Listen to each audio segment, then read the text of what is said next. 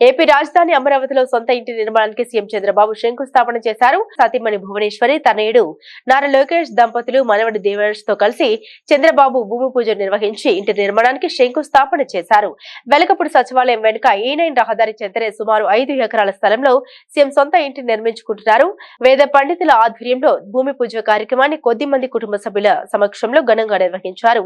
భూమి పూజ సందర్భంగా చంద్రబాబుకు భూమిని విక్రయించిన వెలగపూడి మాజీ సర్పంచ్ కంచర్ల శాంతకుమారి, ఆమె కుమార్తె గీత కలిసి లోకేష్ దంపతులకు నూతన వస్త్రాలు అందించారు. ఈ కార్యక్రమంలో రాజధాని రైతులు పాల్గొని చంద్రబాబు లోకేష్ దంపతులకు ఘన స్వాగతం పలికారు.